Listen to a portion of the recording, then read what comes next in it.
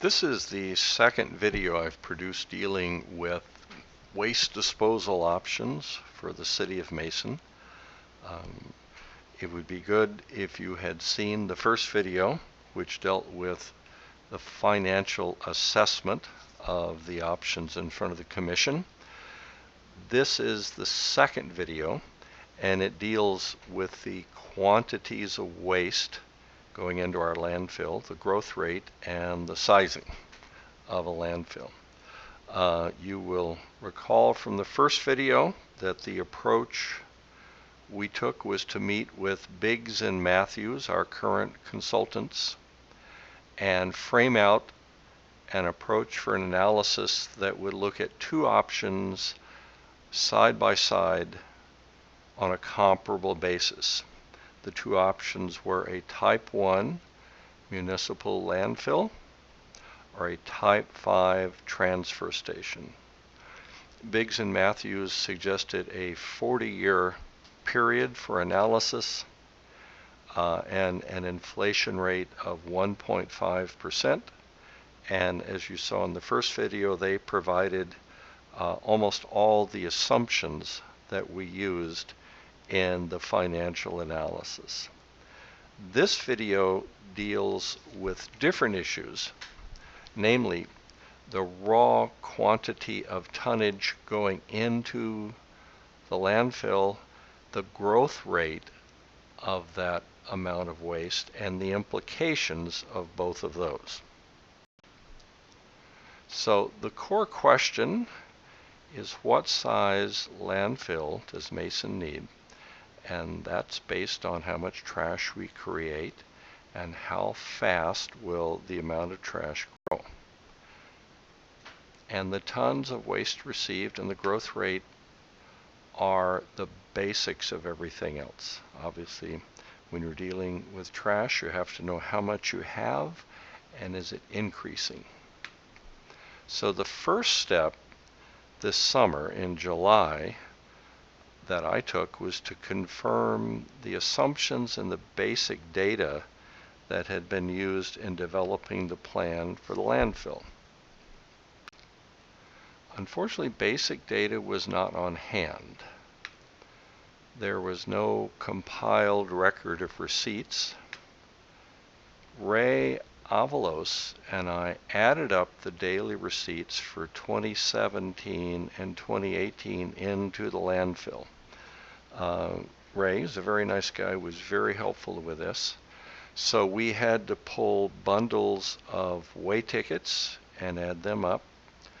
We had to compile numbers from a handwritten book, and there were several flavors of Excel files that had to be combined. So over several days, I gathered that information, and then I combined that data for 2017 and 18 into a single workbook. And this workbook has a record of every receipt for every day in 2017 and 2018. So as you can see, the column called truck deals with the city's garbage trucks. The column called county indicates that the waste came from a resident living in the county outside the city limits. And the column called town deals with waste coming in from individuals who live inside the city limits. And of course, those all add across to the column called totaled receipts. So with Ray's help, I gathered this data for every day for 2017 and 2018, and every line in this workbook ties back to information that Ray has out at the landfill. I think this is the only place in the world where this record exists. So it's useful. It gave me some good information, but it's only 2 years. It's only 2 years of data, not really enough to establish a meaningful trend. So the question I had is, how fast is our waste growing? What's the rate of increase of waste into the landfill as well as the starting point? This is a page of the report produced in December 10th, 2018 by Daniel Hinckley. It is the revision of our permit application. So it's the latest, well, it's the last revision of the permit application produced by Daniel Hinckley before Biggs and Matthews took over the account for the new landfill. If we look on page 10 of the Blue Oak report, we can see that Daniel calculated the rate of waste growth as 4% per year. Here's the actual text from page 10. You can see 5 years of waste in table 1, and as Daniel says, the average rate of increase per year is 4%. Here is table 1 from Daniel's report, and this section right here shows the tons per year. So on the left column you can see year 2013, 14, 15, 16, 17, and on the right column you can see the total tons into the landfill that year, 2002, 2003, etc. 5 years of data. This is the formula for calculating average growth rates. If you apply this formula to those numbers, you don't get 4%. The actual growth rate is 1% per year. Knowing the growth rate is critical. It's the foundation of this analysis, and getting this wrong is going to affect everything else, as you're going to see. Here's another table from Daniel's report. The proposed future growth, the anticipation of future acceptance into the landfill. The first section right here from 2020 to 2029 projects the growth in waste forward using the 4% growth rate that Daniel calculated. As we saw, unfortunately, the actual growth rate is not 4%, it's 1%. In 2030, the growth rate jumps to 105%. In other words, in 2029, Daniel calculated that the landfill would accept 3,416 tons, and in 2030, the calculation is it will more than double to 7,000 tons per year. And from 2030 onwards, waste acceptance remains 7,000 tons per year. So what's the impact of this? This is a chart showing cumulative waste received into the landfill over the 40-year horizon that Biggs and Matthews suggested we use. The line down here is the cumulative amount of trash using our historical rate of 1%. This line is the growth in trash cumulatively calculated by Blue Oak. And this distance here is the extra landfill size needed by Blue Oak's growth calculation. So why such a large landfill? Well, part of it we saw earlier is because Daniel miscalculated the growth rate, but it's also because the Blue Oak permit is based on a plan to get into the landfill business. Let's look at that. We go back to page 10 again of the report, and it says the proposed extension area includes neighboring communities with no local waste alternatives as reflected in table 2. We just looked at table 2, we saw that, and we saw that the rate jumps from 3,400 tons per year to 7,000 tons per year.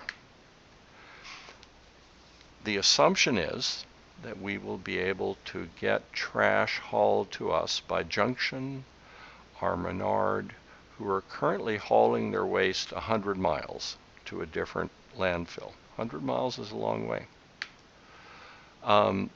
The design of the landfill that Daniel has here is based on the numbers shown in Table 2. So this has actually affected and impacted the design of the landfill. Should Mason enter a landfill business? It doesn't seem that any analysis on this was done. I have never seen any market research on competitors or customers. In our conversation this summer, nothing came forward, and Biggs and Matthews in our conversation pointed out that they were not hired to do a strategy or scoping analysis for our landfill. They were hired to do revisions or amendments to the Blue Oak permit application. So whatever sizing or strategy or consideration of alternatives there was done by Daniel Hinckley before he handed off the project to Biggs and Matthews. There apparently was also no financial analysis of cost or market pricing. But nonetheless, we can do some of that right here. For example, we have a range of volumes over the 40-year horizon. We have volumes at our 1% historical growth rate, which would be 113,924 tons total volume over the total period. Or we have Blue Oak's projection, which is over twice that much, 238,815 tons total volume into landfill. We have the inflation rate suggested by Biggs and Matthews of 1.5% per year. And we have at least one competitive pricing point. We have Brownwood's tipping fee of $36 a ton. If we inflate that forward for 40 years at 1.5%, and then take the average of that, the average is going to be $46 a ton. And we can take trucking cost. If we start with $1.30 per mile, which would include the driver, inflate that forward and average it, we get an average trucking cost of $1.76 per mile. So based on that, we can start thinking about whether we can be competitive or not. Landfill pricing is, of course, a trade-off of landfill fees and trucking cost. Haulers can afford higher fees if the landfill is closer because there'll be less mileage. At the end of the day, they're going to look for the lowest total cost, the lowest combination of fees and trucking. If you saw the first video, you will remember this page, which is a summary of the financial comparison between a Type 1 landfill and a Type 5 transfer station. And you will recall the average cost per ton for a landfill is $210. Using the assumptions we got from Biggs and Matthews, factoring in the interest on the loans we'll need to make, and adjusting all the values for that 1.5% inflation rate. So that's our starting point, $210 per ton of our cost to accept waste into our landfill. Now this, of course, has just the volumes of Mason only, growing at 1%, but nonetheless, let's see how this works. Our price to accept material into the landfill on average will be $210. Brownwood's price on average will be $49. That gives you a difference of $161 per ton. If someone brings in a semi-truck with 22 tons of waste, Mason's landfill will be more expensive than Brownwood's landfill by $3,537. But we could be closer to Junction or Menard. Remember, they have to drive 100 miles to get to a landfill. But if we look at the mileage considered round trip, there's only about $353 in mileage savings to go to the Mason landfill.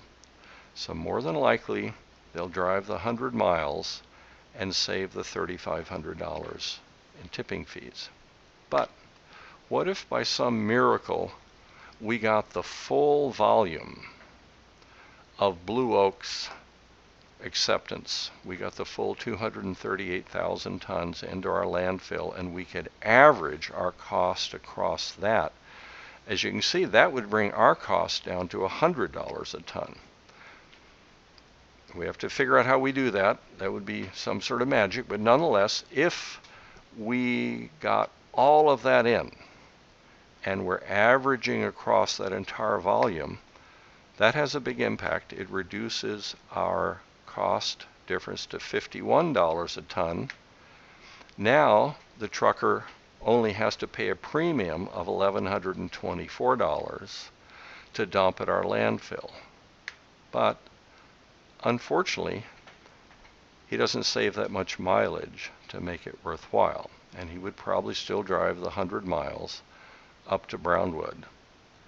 And this is probably not even realistic, because this assumes that somehow, even before you got to $100, you got massive amounts of trash into your landfill. It just doesn't look very realistic. So, in summary, what can we say that we've seen by looking at the volumes of trash and the sizing of the landfill? Well, the first thing we saw was, unfortunately, Daniel miscalculated the average growth rates for the trash. The actual growth rate is 1%, not 4%. The design of the landfill, which is very similar to the design we're looking at now, is based on taking trash from other towns. And receipts are assumed to jump to 7,000 tons per year by 2030. Biggs and Matthews is using a very similar volume schedule. Unfortunately, as I mentioned, it doesn't appear that anybody thought through the market implications or the pricing implications or the financial strategy for how we would make this work. And the bottom line is, we are simply too small to compete in the landfill market. Even, as you saw with Blue Oak's higher volumes, if those volumes are already coming into our landfill and we brought our price down, we're still not price competitive. And who picks up the tab if the landfill business doesn't work? Well, it'll be taxpayers of the city of Mason who have to pick up the tab for the extra size and volume that we built in the landfill if it doesn't work. So this is not an encouraging analysis for getting into the landfill business. In fact, this would suggest we really wouldn't want to do that. It looks highly risky and very likely to cost the taxpayers money. And then beyond that, why would we even want to take trash from other towns and counties and put it in our landfill inside our city limits? There's a third video in this series, so this is the end of the second video. I would encourage you to look at the third video also.